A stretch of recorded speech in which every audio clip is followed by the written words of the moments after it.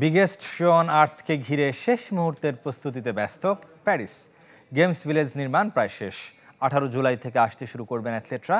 এরই মাঝে উন্মোচিত হয়েছে স্কেটবোর্ডিং, বিএমএক্স এবং ব্রেকিং এর এবং একই সাথে বাস্কেটবলেরও ভেন্যু।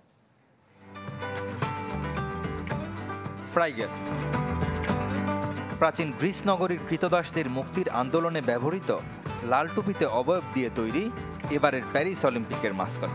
অলিম্পিক শুরু হতে বাকি সপ্তাহ দুয়েক, কিন্তু সিটি অফ লাভে আপনাকে এখনই স্বাগত জানাবে ফ্রাইগেস্ট। বিগেস্ট শো অন আর্থকে ঘিরে প্রস্তুতির শেষ পর্যায়ে প্যারিস। অলিম্পিক আর প্যারালিম্পিক দু দফায় প্রায় 20,000 অ্যাথলেটকে স্বাগত জানাতে সাঁ দেনিতে তৈরি হচ্ছে গেমস ভিলেজ। আধুনিক সব সুযোগ সুবিধার সাথে, যেখানে অ্যাথলেটদের বিনোদনের ব্যবস্থাও থাকছে। তবে মজার ব্যাপার হলো, বৈশ্বিক উষ্ণতা রোধ আর পরিবেশ দূষণ কমাতে ভিলেজে শীতাতপ নিয়ন্ত্রণের ব্যবস্থা রাখেনি আয়োজকরা। থাকছে thermal cooling system. C'est un moment absolument exceptionnel. আমরা দারুণ মুহূর্তের জন্য অপেক্ষায় আছি।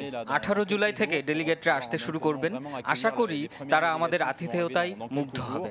প্রয়োজনের চেয়েও অতিরিক্ত জায়গা রাখা হয়েছে ভিলেজে।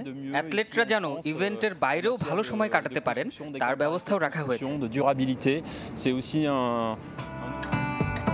স্কেটবোর্ডিং স্ট্রিট এবং park, BMX free style, breaking এবং বাস্কেটবল 3x3 এর জন্য আইফেল টাওয়ার, লুভর মিউজিয়াম আর ফ্রেঞ্চ ন্যাশনাল অ্যাসেম্বলি সংলগ্ন স্থানে তৈরি হচ্ছে অস্থায়ী কাঠামো। মহড়ার পর উদ্বোধন হয়েছে 4 ডিসিপ্লিনের ভেন্যু। প্রথমবারের মতো ব্রেক ড্যান্সিং ডিসিপ্লিন যুক্ত হচ্ছে প্যারিস অলিম্পিকে। তবে এর পরিবর্তিত নাম শুধুই ব্রেকিং। রেদওয়ান শুয়েব, চ্যানেল 24।